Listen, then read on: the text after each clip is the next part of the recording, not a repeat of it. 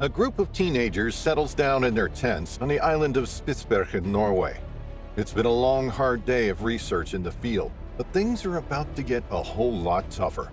With a raging storm outside, the howling gale isn't the only thing keeping them awake at night. There's a polar bear on the prowl. Hit like and subscribe. This is Fierce. The icy wind cut through Mike's clothing like a knife. He was wearing all the gear he had brought with him on his Arctic expedition, but the weather conditions were closing in. 6 long hours in the field were taking their toll on the young explorers. They were on the trip of a lifetime, an expedition to the frozen north for high school pupils who could both afford it and endure it. Their training had taught them all they needed to know about camping in sub-zero conditions, the tools and the equipment to use, and the work they were going to be conducting. But nothing had prepared them for the storm that was coming in. The wind rushed all around them, and the team leader shouted above the howling gale. They needed to get back to their camp as quickly as possible. They packed up their kit and trudged through Spitsbergen's snowy landscape, bowing their heads against the wind. It whipped their faces and flecks of snow stung their cheeks as they pressed on. They climbed down off the glacier and onto the shoreline. From there, they could see their boat moored up. The group, 10 teenage students and 2 team leaders, climbed on board. They watched the glacier grow more distant as they motored their way across the fjord. Despite the harsh conditions and bitter cold, the scenery was breathtaking. It felt like an area of the globe that was completely untouched, like it hadn't changed for thousands of years, and to some extent, it hadn't. The wildlife that had made Spitsbergen its home centuries before still roamed the icy wilderness. Arctic foxes pounced on unsuspecting hares. Walruses lay in their colonies on the shorelines, insulated by their wobbling blubber, and polar bears sniffed the frigid air, always on the lookout for a meal. When they made it back to their camp, they crawled inside their tents. The canvas gave them respite from the storm outside. It was a relief to get out of the cold. They took off their jackets and gloves and slowly began to warm up. At dinner time, there wasn't the usual chatter across the campsite from tent to tent or the communal eating they had done previously. This time, only the outstretched hands of the pupils could be seen emerging from the tent zippers as they stirred their dinner on the gas stove in their canvas porches.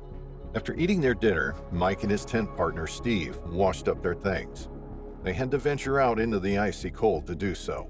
When they were finished, they secured the cookware in the bear-proof lockers beyond the camp. Then they rushed back to their tent and zipped the door firmly closed behind them. They lay back in their sleeping bags, listening to the wind howling outside. As nighttime drew in, they heard a scratching on the outside of the tent.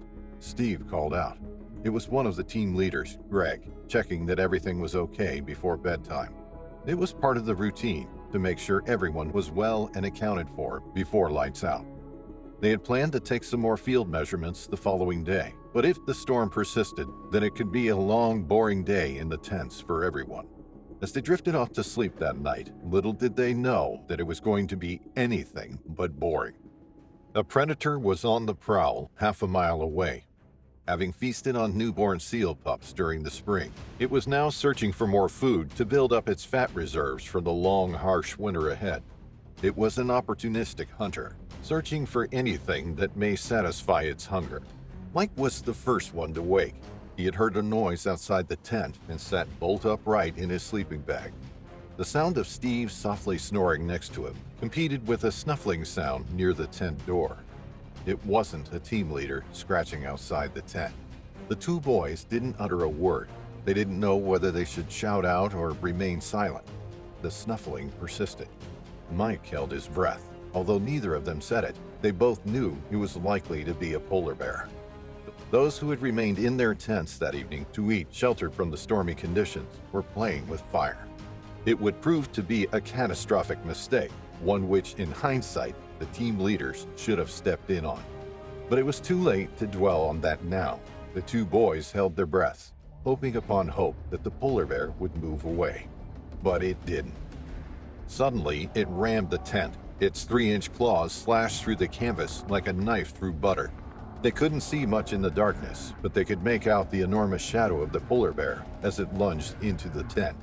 It swiped with its paws and bit down on Mike's ankle. He let out a cry, and the bear ferociously thrashed its head from side to side.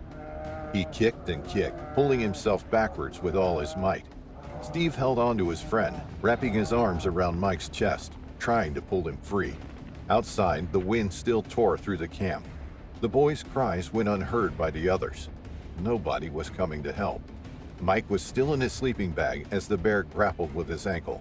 Then, with a sudden tug, the bear pulled the boy outside into the icy storm.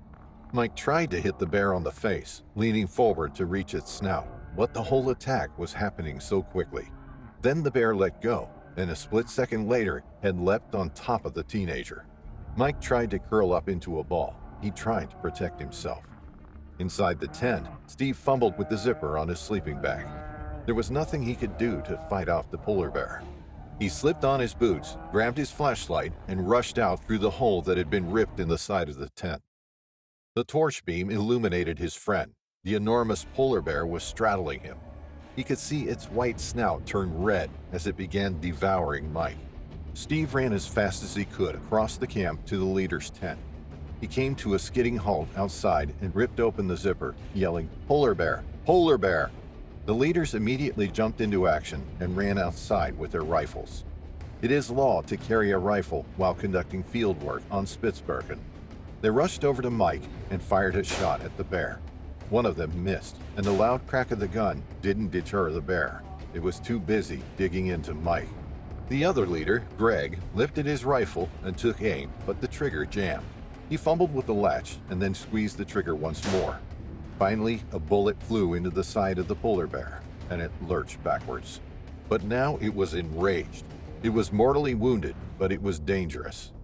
Rather than slipping off into the night, it turned its attention to Steve and the two leaders and ran at them.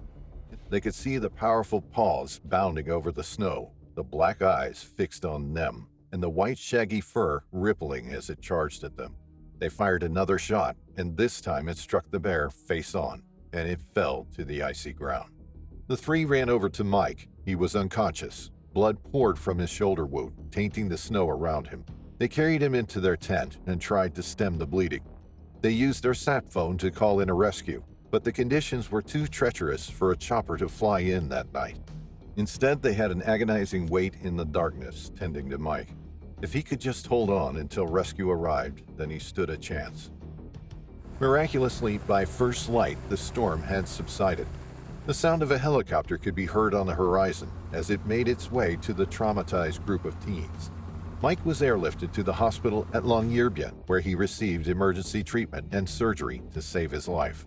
He was then transported to the mainland, where he went on to make a full recovery. It was a harrowing ordeal for Mike and his fellow classmates. The outcome could have been truly heartbreaking. He was lucky to survive.